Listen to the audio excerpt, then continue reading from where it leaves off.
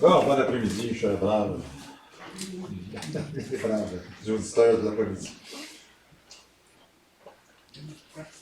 Donc, cet après-midi, ça, j'avais à cœur de vous. Vous savez, quand Pierre Mongeau est venu nous présenter son. Je ne vois pas des mots, son méga projet du Camp Brochet. C'est assez impressionnant, puis vraiment beau. À la fin février, moi, j'avais hâte, parce que j'avais hâte de retourner au Camp Brochet. C'est qui le conférencier cette année? Il dit, je voulais t'en parler justement. C'est correct, mais je peux le dépanner. Dans ma tête, je suis vraiment. Non, on a pensé qu'il serait pour être toi, mais en tout cas. On va y aller, tu sais, je n'avais pas de sujet pendant tout. Mais j'ai dit oui par la fois, mais par la suite, j'ai pensé à ce sujet-là parce que c'est un sujet que j'ai fait à grand-mère dernièrement, puis que je vais développer pour le camp aussi pendant les. Parce que dans le fond, cette année, le camp Brochet, le camp des adultes va être assez mémorable dans le sens, ça va être la dernière fois dans la vieille bâtisse, où les salles de réunion ont lieu, où on a eu tant de bon temps comme c'était à l'enseignement de la cuisine, je de mémoire. Puis il y a tellement de bons souvenirs, donc c'est la dernière, puisque c'est une bâtisse qui va être démolie à la fin de l'été. C'est pour ça qu'ils font les camps pour adultes au début de l'été. Font ça au lieu du lundi au samedi, ça va être du dimanche au vendredi, donc le dimanche 26 juin au vendredi 1er juillet. Donc moi je vais parler de 4 matinées plus une introduction dimanche soir. Puis aussi, c'est assez exceptionnel dans le sens où je pense la première fois à la fin de l'été au lieu de. Au début de l'été, au lieu que ce soit à la fin de l'été. Donc, ça risque d'être assez mémorable comme dernier camp dans cette bâtisse-là. Mais je vais laisser Pierre vous dévoiler vraiment ces beaux plans-là qui s'en viennent pour Dieu voulant, pour les années futures. Puis ce sujet-là, ben, c'est cours chrétien court. C'est sûr que cet après-midi, je vais faire avec vous autres un survol du texte. C'est pas beaucoup de versets, c'est 12, 13, 14. Faire un survol de ce qu'on va voir plus en profondeur durant le camp pour adultes, s'il y en a qui ça le temps de venir. De toute façon, même si vous ne venez pas au camp, ce qu'on va voir après-midi devrait nous bénir, parce qu'on va vraiment lire ces 3 versets-là. On va tourner d'ailleurs dans Philippiens 3. Les versets bien connus, puis c'est toujours étonnant de voir qu'en 3 versets, on peut avoir tellement de matériel. Philippiens 3, versets 12 à 14. Donc, on va lire, toujours dans mon cas, c'est la version d'Arby. Donc, que j'ai déjà reçu le prix, dira Paul aux Philippiens, ou que je sois déjà parvenu à la perfection, mais je poursuis, cherchant à le saisir, vu aussi que j'ai été saisi par le Christ. Verset 13, frère, pour moi, je ne pense pas moi-même l'avoir saisi, mais je fais une chose, oubliant les choses qui sont derrière et tendant avec effort vers celles qui sont devant, je cours droit au but pour le prix de l'appel céleste de Dieu dans le Christ Jésus. Quel beau verset, quel beau passage. Donc, cours chrétien court, c'est le titre que je donne à cette série que je vais faire au Camp Brochet. Donc, il y aura une introduction, je vais glisser un mot sur l'introduction. Dans le fond, en 4 matinées, là-bas, je vais toucher 4 thèmes, dans le fond, à chaque matin. Le premier matin, ça va être une course à finir, une personne à saisir, une priorité à établir et un sprint à accomplir. Et il y aura évidemment une conclusion de tout ça. Donc, ça vous dit quelque chose, lui? Avez-vous déjà vu ce film-là? Ça s'appelle comment déjà? Ouais, c'est pas mal tout le monde l'a vu, quasiment. Un cours, Forest court. Ouais, ben, j'ai mon titre, c'est cours chrétien court. C'est pas vrai. Mais, ça vaut une gorgée d'eau. Non, mais dans le sens que, tu sais, ça pose souvent ce film-là encore, tu sais, ceux qui mangent. Qui ne connaît pas le film, parce que je ne citerai pas le film pour eux. Je pense que tout le monde l'a vu. Hein? Donc, excellent. Fait qu'on va poser un autre appel. Donc, ben, tu sais, quand même, c'est assez étonnant de le voir courir partout, puis longtemps, puis à un moment donné, je pense qu'il court même d'un océan à l'autre. C'est assez invraisemblable, premièrement. Mais deuxièmement aussi, ce qui est invraisemblable dans le cas de Forrest Gump, de le voir courir comme ça. On se rappelle, tu sais, quand c'était à l'école, quand il se faisait agacer, puis son ami Jenny qui disait cours, Forrest, cours, puis là, il commence à se détacher. Toutes ses affaires se détellent, puis il dételle, justement. Fait que là, donc, de voir courir comme ça, pendant tout le film, puis dehors, c'est invraisemblable de courir non-stop d'un océan à l'autre. Mais ça devrait courir sans but précis non plus. Mais ce n'est pas le cas de notre texte aujourd'hui. C'est tout le contraire du texte qu'on a devant nous. Paul, inspiré du Saint-Esprit, nous dit « Cours, chrétien, cours », mais avec un but précis, contrairement à Forest. Puis, dans le fond, le texte qu'on a devant nous, ça nous parle donc premièrement d'une course à finir. Puis on va au verset 12, quand Paul va dire « Non que j'ai déjà reçu le prix ou que je sois déjà parvenu à la perfection ». Puis hier, je regardais pas dans un commentaire, mais un petit peu encore là pour démêler la chronologie des choses dans le cas de l'apôtre Paul. Quand il écrit Philippiens, c'est quasiment 28 ans à peu près, ou quasiment une trentaine d'années après sa conversion, c'est qu'il écrit ça, il est en prison. Il a fait 3 voyages missionnaires. On sait tout ce qu'il a vécu dans ces voyages missionnaires. Tu sais, il a eu d'expérience en arrière de la cravate comme vie chrétienne. Là. Je pense que j'ai dû rabattre par rapport à l'intensité de ces années-là qui a passé. Puis on arrive au verset 12 dans Philippiens 3, puis Paul fait un constat sérieux sur sa vie spirituelle. Puis il est en train de nous dire non que j'ai déjà reçu le prix. Puis encore là, le terme littéral, c'est, si on voulait être littéral par rapport à ce verset-là, c'est non que j'ai déjà obtenu tout cela. Là, tout cela, c'est quoi? Ben, on va voir avant, les versets avant. Quand on recule au verset 10, c'était quoi sa prière à Paul? C'était de le connaître, lui. Connaître le Seigneur. Connaître la puissance de sa résurrection. Connaître la communion de ses souffrances, puis même être conforme à sa mort au Seigneur. C'était ça son désir à Paul. Puis il arrive au verset 12, il dit non que j'ai obtenu tout cela. Il aurait pu dire, regarde, ça fait 28 ans que je suis chrétien. J'ai fait 3 voyages missionnaires. Je n'ai fait des affaires pour le Seigneur. J'ai souffert pour le Seigneur. Je suis même actuellement en prison pendant que j'écris ça. Puis il aurait pu se péter bretelles longtemps.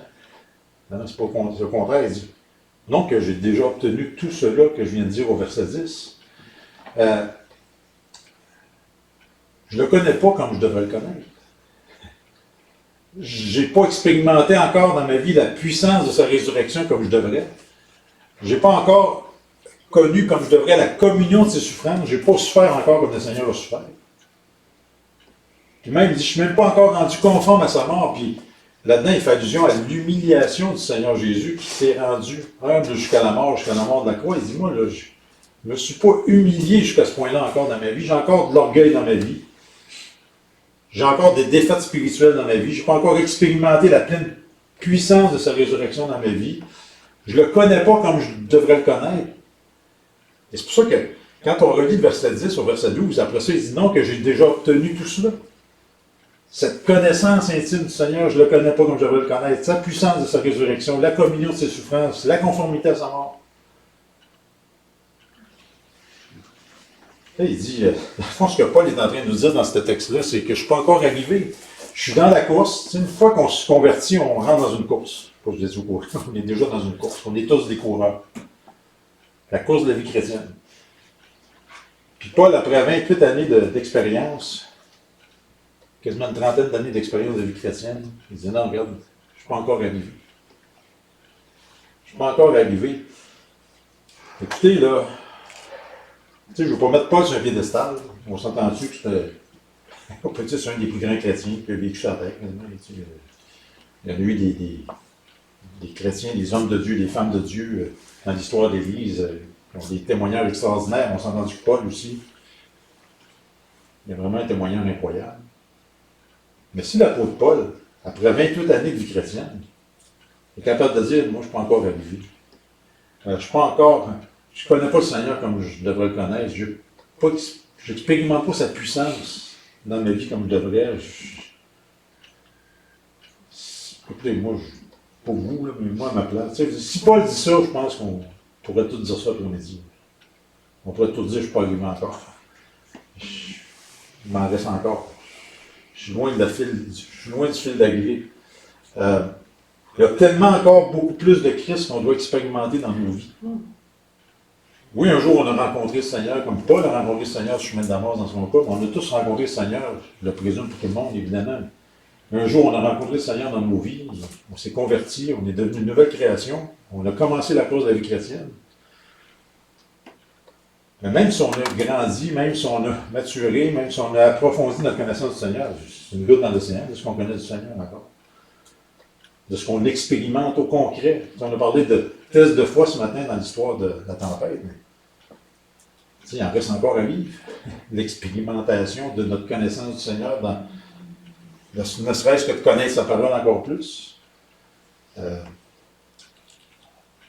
Non, Paul est en train de nous dire je n'ai certainement pas encore atteint le but.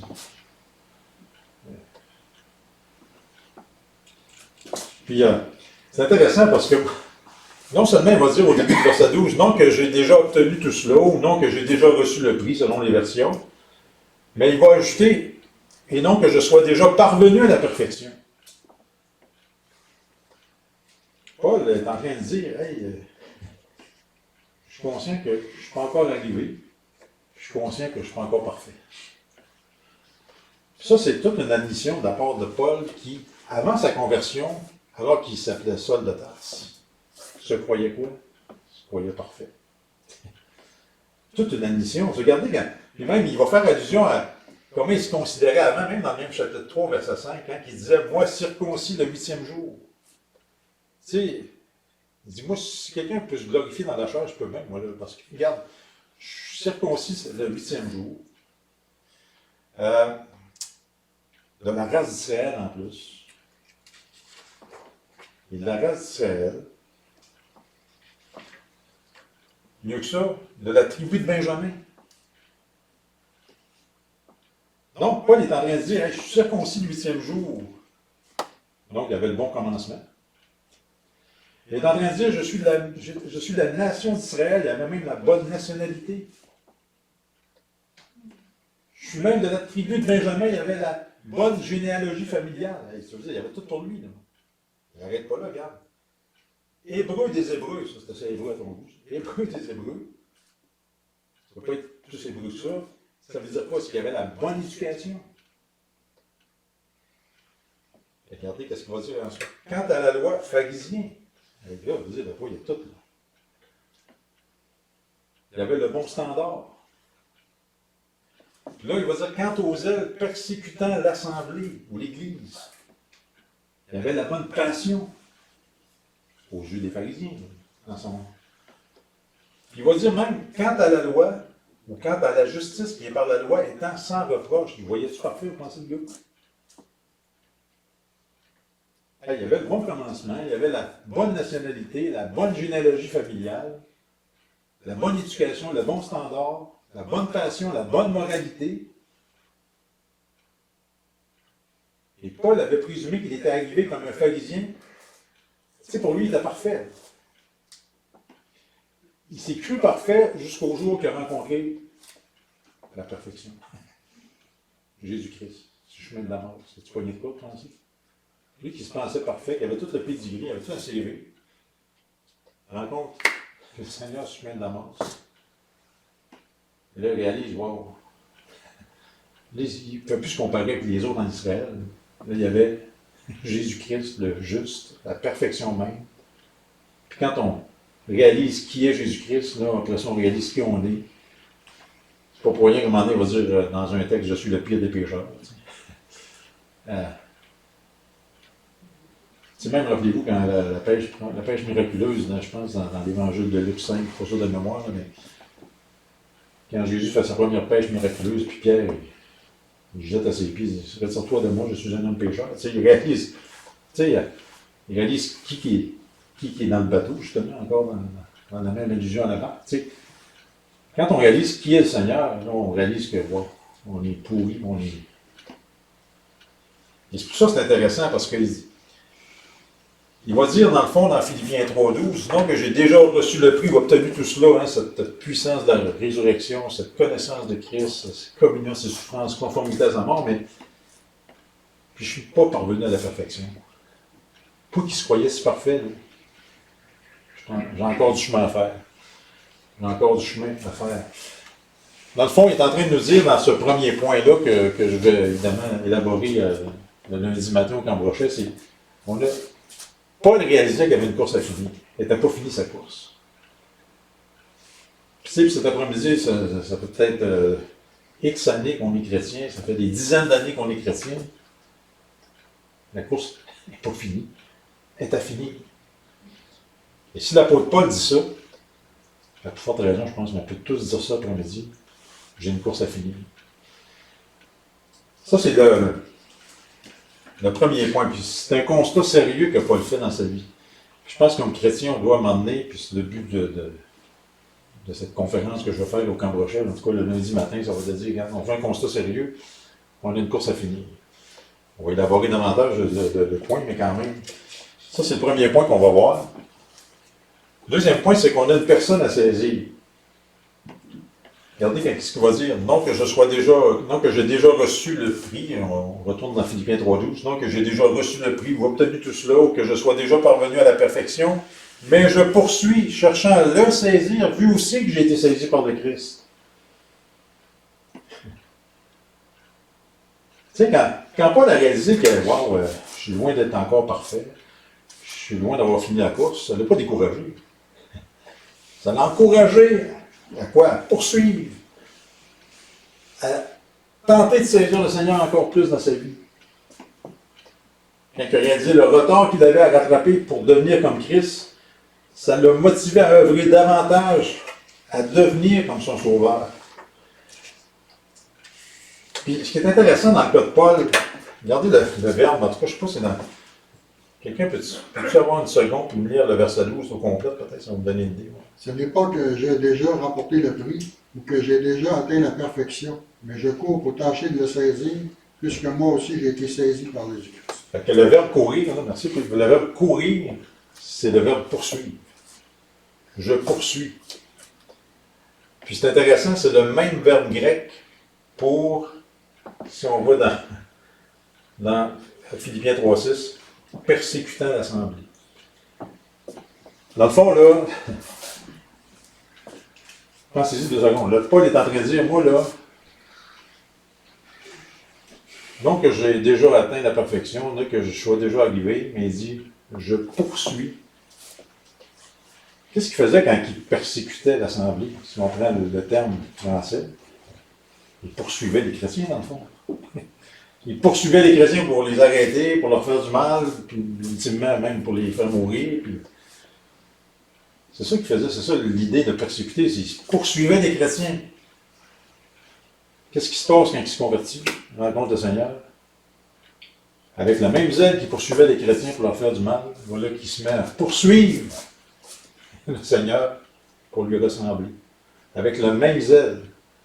Je ne sais pas si je l'ai à l'écran, cette phrase-là, mais celui qui courait après les chrétiens pour les arrêter se met à courir après Christ pour lui ressembler.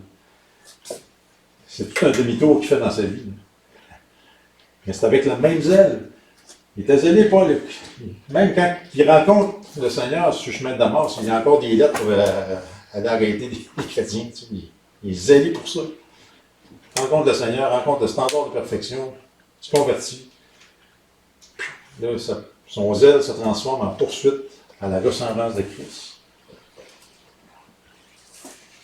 Puis Paul, il allait à toute vapeur dans sa vie pour persécuter les chrétiens, mais là, voilà, il va à toute vapeur dans sa vie pour ressembler au Seigneur. Puis, tu sais, on lit des coureurs, puis c'est intéressant, il va dire, je le poursuis, puis je cherche à le saisir, vu aussi que j'ai été saisi par le Christ. Tu sais, parce que, Paul est en train de nous dire, parce que j'ai été saisi par Jésus-Christ, j'ai été saisi par le petit chemin de Damas, paf! Là, à mon tour, je me regarde d'abord, puis je veux le saisir. Le Seigneur m'a attrapé. Maintenant, c'est moi qui vais l'attraper, dans le sens de le connaître de plus en plus, de le ressembler de plus en plus. Tout ce qu'on a vu dans le verset 10 tantôt, c'est désirs. Il veut le saisir à son tour. Puis, c'est vrai que c'est Christ qui l'a d'abord saisi. Il dit, vu aussi que j'ai été saisi par le Christ, puis si on est honnête, nous aussi, on a été saisis par le Christ un jour, on ne cherche pas. Le Seigneur nous a saisis, souverainement sauvés, On a chacun nos chemins de Damas, on peut dire. On a chacun nos témoignages. Puis une fois qu'on a été saisi par Christ, voilà que nous, notre désir maintenant, ce qui devrait être notre désir comme coureur de la vie chrétienne, c'est de le saisir à notre tour, de l'attraper, de courir après lui, dans le fond. Puis ça demande quelque chose d'actif. Tu sais, je veux dire, je ne sais pas si on l'a à l'écran, ça, mais cherchant à le saisir, vu aussi que j'ai été saisi par le Christ. Puis j'ai marqué ça, la vie chrétienne requiert de chacun d'entre nous un effort total dans les disciplines spirituelles et à vivre la vie chrétienne. C'est que quand Paul dit je poursuis, je cherche à le saisir, c'est actif, c'est pas quelque chose, bon, je sais qu'on est allergique au terme passeport. Là. On a notre passeport bleu ciel, puis je fais plus rien, puis je suis sauvé. Puis, non, parce que je suis sauvé, parce que j'ai été saisi, là, je me donne entièrement au Seigneur, puis je cours après lui. Ça demande des efforts, ça demande des disciplines spirituelles, comme un coureur, un athlète, qui va s'imposer des disciplines spirituelles pour performer. Tu sais, un athlète, en passant, un athlète va dire à son corps quoi faire. C'est pas l'inverse. Hein? C'est pas son corps qui va lui dire quoi faire. C'est nous autres, moi personnellement, c'est plus mon corps des fois qui me dit j'ai encore faim, j'ai encore faim, je suis fatigué, j'ai encore faim. Puis je veux dormir plus tard le matin. Puis tu sais, dans le sens que demain matin, là, on va être des bons coureurs spirituels pour s'imposer aussi des disciplines spirituelles. Puis j'appelle ça des moyens de grâce que le Seigneur nous a donnés. Il donne sa parole pour qu'on puisse le saisir davantage. Il nous donne la possibilité de le prier, il nous donne les réunions d'assemblée, il nous donne la communion fraternelle, la possibilité d'évangéliser, l'adoration le dimanche matin. Tous des moyens pour nous aider à courir la course de la vie chrétienne avec effort. On connaît tous le passage dans 1 Corinthiens 9, 24, hein, on n'ira pas le voir, mais courez de telle manière que vous remportiez le prix. Sois pas un loser de la vie chrétienne. Sois un winner. Fais tout pour remporter le prix. Par sa force, par sa grâce, on ne se déconnecte pas de ça. Mais... Donc, il y a beaucoup de choses à élaborer dans ce deuxième point-là. Une personne à saisir, c'est ce qu'on va voir le mardi matin au Camp Brochet, mais non seulement on a une course à finir, mais on a une personne à saisir. Et ça parle de relation avec le Seigneur, ça parle de vraiment là, se donner à fond pour lui ressembler. Troisième point, ça va être le mercredi matin qu'on va voir. Donc, courir de telle manière que vous remportiez le prix. C'est pour cela que nous travaillons, que nous combattons. Ça, c'est un verset aussi dans la parole de Dieu. Ça me rappelle le vieux cantique du chant de victoire. Travaillons et luttons. C'était pas l'air du siècle, mais les paroles étaient bonnes. Non, mais on dit que c'est pas l'air du siècle, mais je m'en rappelle encore par exemple. Mais travaillons et luttons, c'est vraiment un beau cantique au niveau des paroles. Là. Et donc, on a une course à finir, une personne à saisir. Le troisième point, c'est le mercredi matin qu'on va voir ça, c'est une priorité établie. Maintenant qu'on sait qu'on a une course à finir, qu'on sait qu'on a une personne à saisir, il faut mettre une priorité. Puis Paul en fait toute une priorité. Regardez ce qu'il va dire au verset 13, on était rendu là, frère, pour moi, je ne pense pas moi-même l'avoir saisi, mais je fais. Et là, voilà la priorité au verset 14. Mais je fais une chose. Je fais une chose. Quand il dit une chose, il ne dit pas je fais deux choses. Non, je fais trois choses. Je fais une chose. J'ai une priorité. Vous savez, un coureur, je dis ça parce que je pense que un gars comme notre frère en relève, je suis plus athlète que moi un peu, mais d'autres aussi.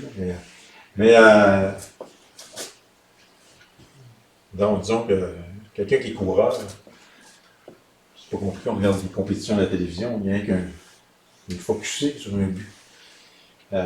Une priorité, il garde les yeux sur le prix. Puis,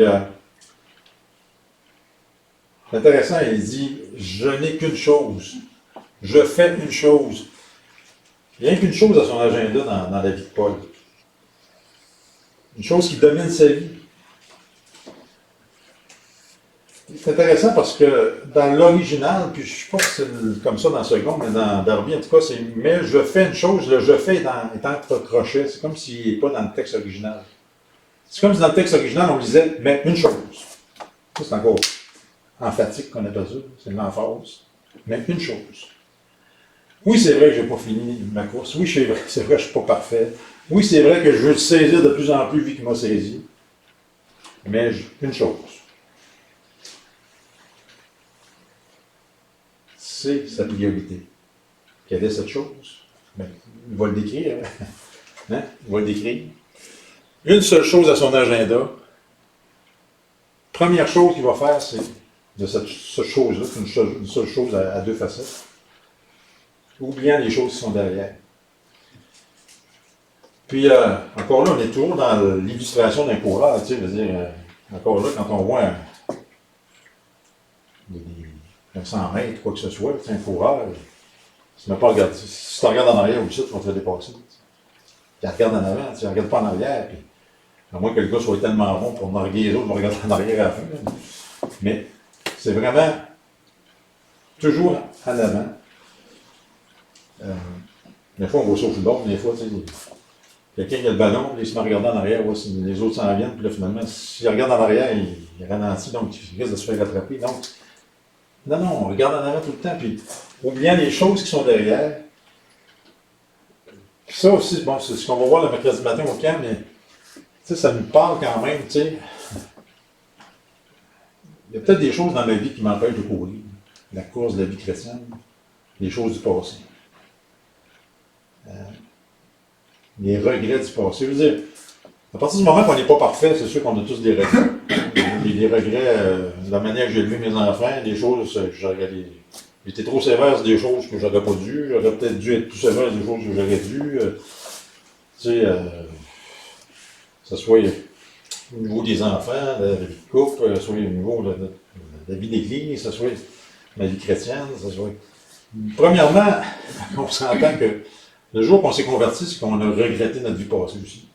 On a reconnu notre péché. Fait que déjà, ce qu'on a vécu avant de connaître le Seigneur, bien des choses qu'on regrette. Mais même une fois qu'on est sauvé, et depuis qu'on est sauvé, il y a des choses qu'on regrette qu'on n'a pas faites. Des négligences, des péchés qu'on craint, etc., etc. Mais ça pour dire que lorsque Paul dit, moi je fais une chose, je veux courir, j'ai une course à finir, j'ai une personne à saisir, je fais une chose. Premier élément de cette chose-là, j'oublie ce qui est en arrière. Puis ce qui est en arrière, ce qui peut nous empêcher d'avancer comme chrétiens, ça peut être des péchés passés. Ça peut être, tu sais, puis Satan, il est bon pour nous ramener des choses qu'on a faites dans notre passé. Ouais, tu sais, les échecs passés, les tragédies passées, les blessures passées, les défaites passées, puis là, l'exemple, tu sais, on n'est certainement pas la seule église dans cette situation-là. Il y a du monde qui dans l'Assemblée de grand-mère qui ne viennent plus, tu sais, déçus. Il y en a qui ont été déçus dans le passé, toutes sortes d'affaires, déçus, puis blessés. Puis... tu sais,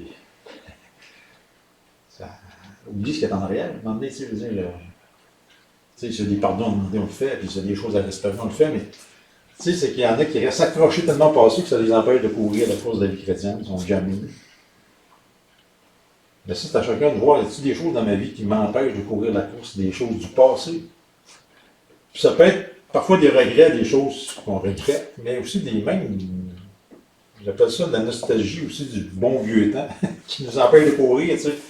Encore là, je donne un exemple à grand-mère. Quand je suis arrivé à grand-mère, en 1994, il y avait plusieurs familles, des enfants, l'école du dimanche, il y avait plusieurs classes, puis on se retrouve en 2022, regarde, à part mes deux petites filles. Là, il y a une soeur qui vient avec son bébé, c'est tout nouveau. Mais tu sais, ça vaut classes d'école du dimanche, j'ai plus de jeunes presque, sinon. Tu sais, là, on peut dire, ouais, c'est plate, puis ça n'a pas d'allure, puis c'était-tu le fun dans le temps, puis. Hein, regarde, c'est beau, ça. On dit, c'est correct, ça. Ça n'empêche pas d'avoir des beaux souvenirs de toutes ces des bonnes choses qu'on a vécues en famille, en couple, avec nos enfants, avec nos églises, mais oublions ce qu'il y a derrière. De toute façon, je ne peux plus rien changer ce qu'il y a derrière. Ni ce que je regrette, ni les. Donc, je pense que ça vaut la peine de s'examiner qu'est-ce qui m'empêche, les choses du passé qui m'empêchent d'avancer. Puis, Si on a des choses à confesser, on met ça à la croix de Christ. Il pardonne, il libère. Ça, c'est la première facette de la seule chose que Paul avait dans son agenda, mais aussi, cette seule chose-là, c'est d'oublier les choses en arrière, puis le texte dit, Darby va dire, tendre avec effort, ça demande des efforts, vers celles qui sont devant.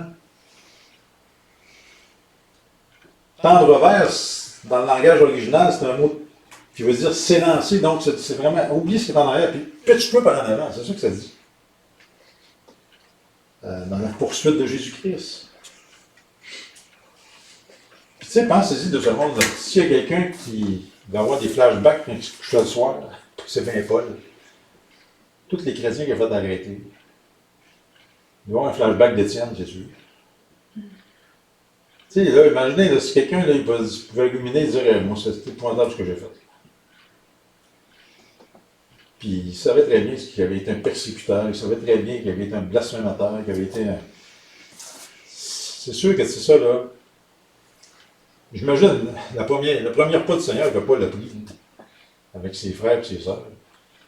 Probablement, il y en a un couple qui va être mal à l'aise un peu.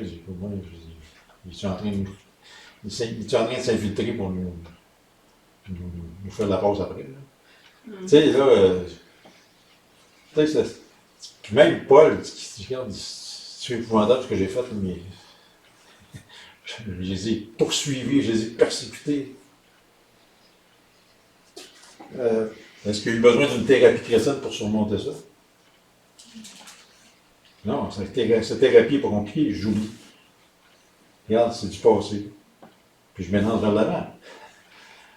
Paul ne s'est pas laissé arrêter par tout ce qu'il a fait de mal dans le passé, avant sa conversion. Ses imperfections même, tu sais, puis Paul n'était pas rendu parfait une fois qu'il le dit d'ailleurs dans ce texte-là, au verset 12, mais une fois qu'il s'est converti, il n'est pas devenu parfait. C'est lui qui a écrit Romains 7, qui dit quoi, Romains 7? C'est le combat du chrétien de sa vieille nature avec sa nouvelle nature. Romains 7, Paul va dire, je fais pas le bien que je veux faire, puis je fais le mal que je veux pas faire. Puis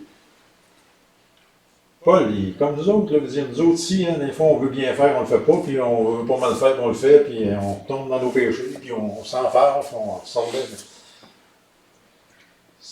Tu sais, à partir du moment qu'on se convertit, non seulement qu'on est un coureur, mais on est un guerrier aussi, parce qu'on tombe dans une guerre spirituelle. C'est inévitable. C'est d'autres illustrations, d'autres métaphores. On est comme un soldat, on est comparé à un soldat dans la parole de Dieu. Tu sais. Le soldat ne s'embarrasse pas des affaires de la vie pour plaire à celui qui l'a enrôlé. On est des soldats, on est des coureurs. Donc, une priorité à établir comme chrétien, si on veut courir la course de la vie chrétienne, puis c'est vraiment d'oublier ce qu'il y a en arrière, puis de tendre vers ce qu'il y en a là. Puis comme je vous dis, je pense qu'on a tous des regrets dans nos vies. Il y a, merci Seigneur, des regrets qui nous ont portés nous poussés à la repentance pour le salut, mais même depuis qu'on est chrétien, des regrets, du temps qu'on a perdu, des mauvaises priorités qu'on a eues dans nos vies. Mais arrêtons de. OK, je ne peux réaliser ça, mais Seigneur, regarde, je te demande pardon, puis je regarde en avant. Je tends avec effort vers l'avant. Puis le dernier point, ça va être le jeudi, le dernier matin que je veux voir, c'est un sprint à accomplir. Comme je vous dis, c'est un survol l'après-midi des points généraux, là, mais avec le texte qu'on a devant nous. On a un sprint à accomplir. Puis là, il va dire, verset 14, je fais une chose, ou mettre une chose, oubliant les choses qui sont derrière, tendant avec effort vers celles qui sont devant. C'est là le sprint à accomplir. Je cours droit au but pour le prix de l'appel céleste de Dieu dans le Christ Jésus. C'est la même expression, je cours.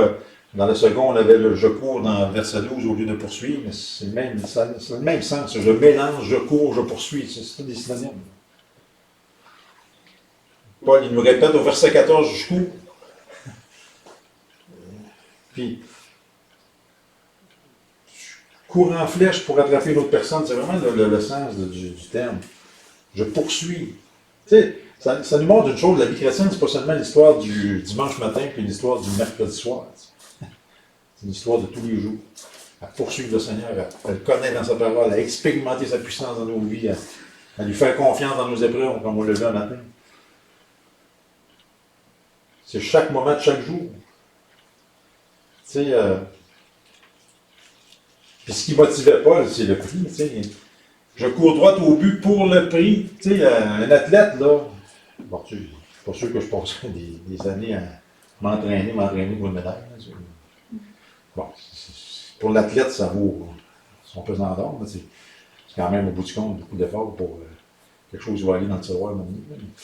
Mais, tu sais, il y a quand même le prix au bout du compte. Ceux qui vont aux Olympiques, ils veulent avoir la médaille olympique. Ceux qui vont au championnat du monde veulent avoir la médaille du championnat du monde, le trophée de. Puis, moi, c'était d'un top, on l'avait compté. J'avais gagné un trophée tournoi de tennis là-dessus. En jouant en ballon de même. Le gars au bord n'a pas content, mais en tout cas. Bref, pas parce que j'étais dans l'entour, ça va jouer en ballon. D'ailleurs, normalement, c'était un bon joueur de tennis à l'époque. Tu joues pas. Non, tu joues au tennis.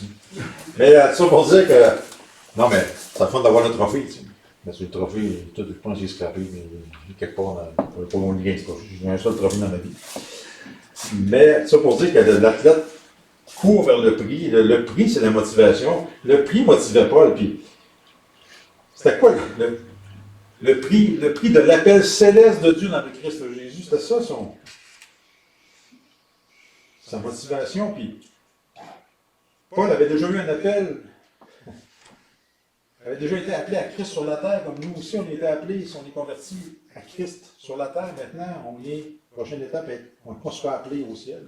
C'est l'appel céleste. C'est un appel vers le haut. Ça veut dire quoi? C'est que Paul il avait les yeux fixés sur le but de l'appel céleste. Encore là, comme chrétien, ce qui nous empêche de courir la vie chrétienne, c'est qu'on est tellement focusé sur le terrestre, sur les problèmes quotidiens, sur les préoccupations. Il faut travailler, il faut s'occuper de nos affaires. Bon. Mais quand même, on est tellement, surtout dans une société matérialiste comme nous autres au Québec, je ne pense pas qu'en Ukraine, ils sont bien mieux matérialistes pour les temps qui courent. Ils n'ont rien qu'un focus, on se sauve d'ici, on laisse tout en arrière. T'sais. Mais nous autres, on est tellement en droite, on est tellement. Fait que, tu sais, non, on a un appel céleste. Et ce qui s'en vient, dans le fond, notre espérance, notre but de courir la cause de la vie chrétienne, c'est qu'on veut voir le Seigneur face à face. Que ce soit par son retour puis l'endèlement des vies, ce serait merveilleux de ne pas passer par la mort. Mais s'il faut passer par la mort, bien, un jour, on sera ressuscité. Et on sera enlevé. Puis, il viendra enlever son Église, puis on sera avec lui pour l'éternité. Mais c'est ça le focus, c'est ce qui motive Paul. C'est pour ça que j'ai un sprint accompli. Là. Non seulement je réalise que j'ai une course à finir, mais c'est un sprint parce que là, il ne me reste plus grand temps. Puis je veux dire, Paul Gabriel, qui est quand même relativement jeune dans la trentaine, pour faire le logisme pour le reste, mais il en reste moins qu'il en restait pour les autres. J'ai entendu. Pas blesser personne, mais on se fait la réalité. Mais on dit ça, puis on peut être jeune, puis ça vient de chercher à ça, quand il décide. Mais ça pour dire, oubliant ce qui est en arrière, tendant vers l'avant, c'est que réalisons qu'il reste peu de temps devant nous autres. Le peu de temps qu'il me reste sur la terre, que je puisse courir à fond cette course-là. C'est un sprint qui me reste à courir. Puis évidemment, on vieillit, évidemment, la maladie embarque, puis on peut encore prier. Courir la course de la vie chrétienne, c'est pas de faire des marathons physiquement parlant. Oui, on vieillit, oui, on est fatigué.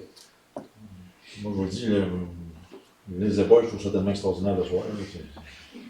Tu cantes ça, mon ami, puis ça part. Il me semble que quand je te jeune, les épaules, je ne couchais pas là-dedans. Parce que mon gars, il est venu chez nous dernièrement, il les épaules.